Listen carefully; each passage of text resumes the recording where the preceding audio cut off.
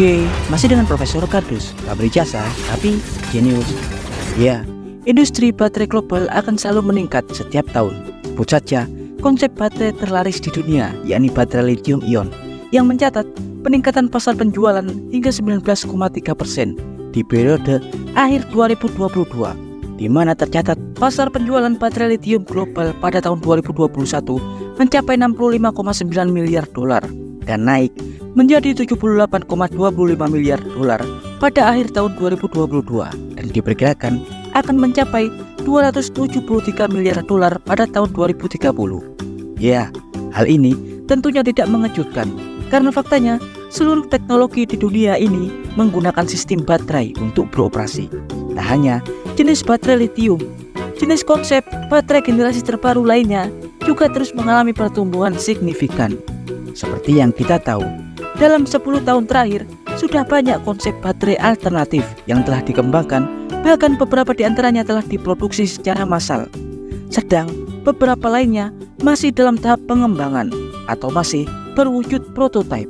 Seperti halnya konsep baterai revolusioner yang kadang-kadang dapat memiliki efektivitas dan efisiensi lebih baik, yakni konsep magnesium ion baterai, di mana konsep magnesium ion kadang-kadang akan memiliki kepadatan energi atau energi density yang jauh lebih baik dan lebih tinggi, lebih aman, dan diketahui berbiaya lebih murah karena faktanya mineral magnesium jauh lebih melimpah di bumi daripada penggunaan material lithium.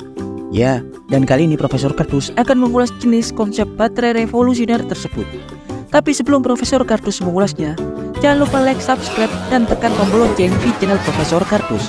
Tak berjasa tapi jenius untuk mendapatkan informasi dan notifikasi-notifikasi terbaru dari sudut-sudut bumi dan sudut-sudut alam semesta lainnya. Ya, sistem atau konsep baterai magnesium ion pada dasarnya sama dengan prinsip baterai lithium ion, di mana baterai lithium ion umumnya terdiri dari anoda atau elektroda negatif dan katoda atau elektroda positif, kemudian separator pemisah, dan kemudian cairan elektrolit penghantar ion, di mana ketika Anda mengisi daya baterai, ion-ion lithium dan elektron dari anoda akan terlepas. Ion akan mengalir ke katoda dibantu dengan cairan elektrolit dan kemudian disimpan di katoda. Sedang elektron akan melewati sirkuit di bagian atas dan kemudian ketika daya digunakan, hal sebaliknya akan terjadi, di mana ion-ion yang sebelumnya ditangkap di katoda akan dilepaskan kembali dan akan kembali ke anoda. Begitu pula dengan aliran-aliran elektron yang akan kembali melalui sirkuit di bagian atas. Ya, jika pada konsep baterai lithium ion, elektroda positif atau katoda umumnya terbuat dari bahan karbon grafit atau silikon grafen. Sedang tempat produksi ion atau elektron, yakni anoda atau elektroda negatif, umumnya terbuat dari kobalt lithium oksida. Hal yang berbeda pada konsep magnesium ion, di mana nantinya pada konsep baterai magnesium ion, unsur kobalt lithium pada anoda akan diganti dengan unsur magnesium yang merupakan bahan yang lebih melimpah di alam. Ya, mungkin Anda bertanya, jika bahan magnesium lebih murah, kok tidak dari dulu saja ya kita menggunakan bahan magnesium untuk baterai? Kenapa kita masih menggunakan unsur lithium yang lebih mahal?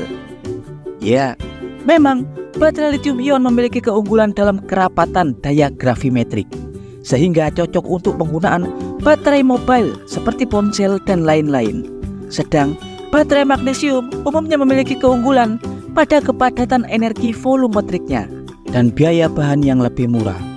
Agar Anda lebih paham, kerapatan daya adalah ukuran dari berapa banyak daya yang dapat dihasilkan pada baterai persatuan volume, dan sedangkan kerapatan energi adalah ukuran seberapa besar energi yang mampu disimpan pada baterai persatuan unit volume.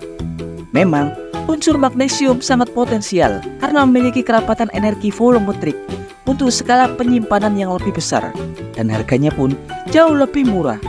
Tapi selama ini kita belum bisa menggunakan konsep tersebut karena diketahui ion magnesium memiliki konduktivitas yang buruk karena ion positif divalen pada jaringan sel baterai tersebut ketika ada pada suhu ruangan, yang artinya ion-ion magnesium diketahui bergerak jauh lebih lambat saat terjadi migrasi daripada ion litium pada jaringan sel baterai. Hal inilah yang membuat beberapa waktu lalu jarang orang melirik penggunaan magnesium untuk elektroda.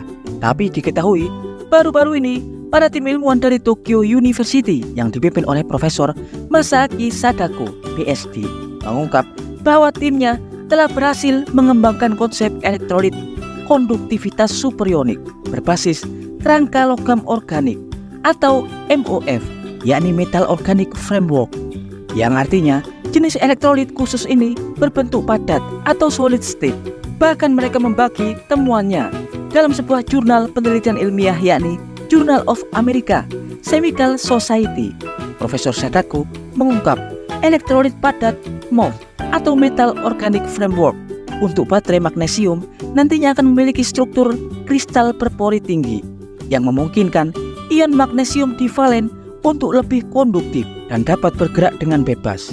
Para ilmuwan mengatakan mereka memasukkan molekul tamu asetonitril ke dalam pori-pori MOF yang dapat membuat konduktivitas ion kovalen lebih baik. Saat ini, tim dari Universitas Tokyo yang dipimpin oleh Profesor Teppei Yamada juga berkolaborasi dengan Profesor Keneiichi Shimizu dari Universitas Hokkaido untuk membuat rangka kerja yang akan diaplikasikan pada prototipe baterai magnesium seutuhnya. Profesor Sadako juga mengungkap timnya juga mendapatkan beberapa paten untuk konsep tersebut dan berharap pada 3 hingga 4 tahun ke depan konsep tersebut dapat dikomersialkan secara luas. Ya, dan berikut adalah informasi singkat dari Profesor Kardus tentang konsep baterai magnesium ion. Profesor Kardus dari Universitas Tokyo mengabarkan